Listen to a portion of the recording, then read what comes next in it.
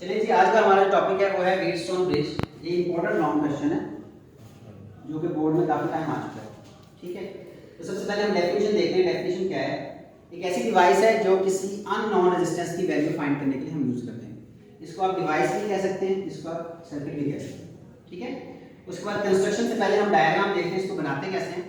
Diagram में आपके पास चार रेजिस्टेंस हैं, R1, R2, R3 and R4। तो यही आपने यहाँ पे लिखना है। It consist of four resistance R1, R2, R3 and R4।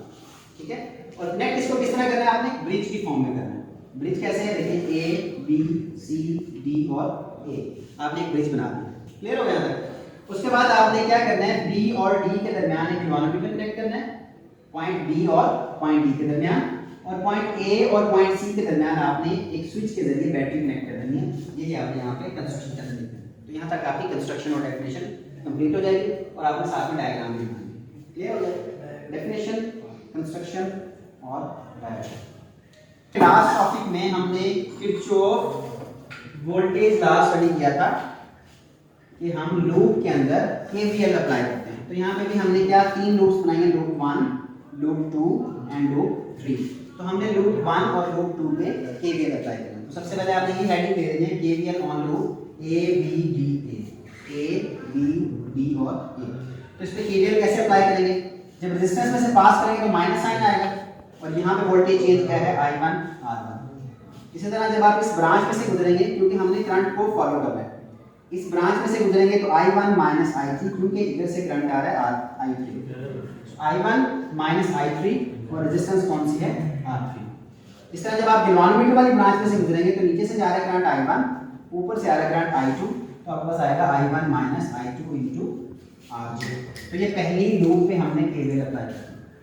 इस तरह फिर आप नेक्स्ट लूप पे केवीएल अप्लाई करेंगे, लूप 2, जो कि B, D, C और B है आपके पास। ये मैंने मेंशन कर दिया यहाँ पे, ये वाली लूप। इस लूप पे कैसे केवीएल अप्लाई करेंगे? पॉइंट C से स्टार्ट करें। C से करंट फ्लो कर रहा है I2, R2 में से गुजरेगा, उसका पोटेंशियल आ जाएगा I2 R2 माइनस में। और फिर जब आप गैल्वेनोमीटर में से पास करेंगे वहां पे आ जाएगा I2 माइनस I1 R3। और इसी तरह जब आप R4 में से पास करेंगे उसका करंट आ जाएगा I2 माइनस I3 और R4। हम ये डिफरेंस क्यों ले रहे हैं? क्योंकि यहाँ पे दो करंट फ्लो कर रहे हैं, इधर से करंट आ रहा है I2, इधर से करंट आ रहा है I3। तो ये दोनों आपने लूप्स के ऊपर केवीएल अप्लाई कर दिया। अब यहाँ पे एक नल कंडीशन आती है कि इसको फर्दर हम आगे कैरी तभी कर पाते हैं जब आपके गैल्वेनोमीटर में से कोई करंट फ्लो ना करे, मीन के इसकी जो डिफ्लेक्शन है कोई शो ना करे, क्योंकि जब कोई करंट फ्लो नहीं करेगा तो उसकी डिफ्लेक्शन क्या होगी? जीरो होगी। तो हमने क्या कंडीशन ली कि हम एडजस्ट करते हैं वैल्यू ऑफ फोर रेजिस्टेंस, इस तरह से एडजस्ट करते हैं कि गैल्वेनोमीटर के अंदर से कोई करंट पास ना करे, तो उसको बोलते हैं नल डिफ्लेक्शन। ये डेफिनेशन भी आ जाती है शॉर्ट क्वेश्चन में कि what is null deflection in Wheatstone bridge. तो नल डिफ्लेक्शन के लिए जब कोई करंट पास नहीं करेगा तो इस ब्रांच में से जो करंट गुजर रहा है उसकी वैल्यू हो जाएगी 0। ठीक है, तो हमने क्या किया? I2 minus I1 minus I2 को 0 कर दिया, तो ये माइनस उधर चला जाएगा तो ये इक्वल हो जाएगा। आपने ये value equation number 1, equation number 2 में आपने प्लेस कर देनी, उसमें से ये वाला फैक्टर 0 हो जाएगा और यहाँ से ये वाला फैक्टर 0, और जहाँ पे I2 है इसकी जगह पे I1 आ जाएगा और इसकी जगह पे भी I1 आ जाएगा। ये दोनों इक्वेशन मैंने यहाँ पे और यहाँ पे प्लेस कर दी। ठीक है, फिर जो माइनस वाली टर्म है उसको उधर ले जाएं आप, इस तरह ये वाली माइनस वाली टर्म उधर ले जाएं, आपके पास इक्वेशन नंबर 3 और इक्वेशन नंबर 4 आ जाएगा। ठीक है, यहाँ तक। फिर आपने क्या करना है? इक्वेशन 3 को इक्वेशन 4 पे डिवाइड कर देना।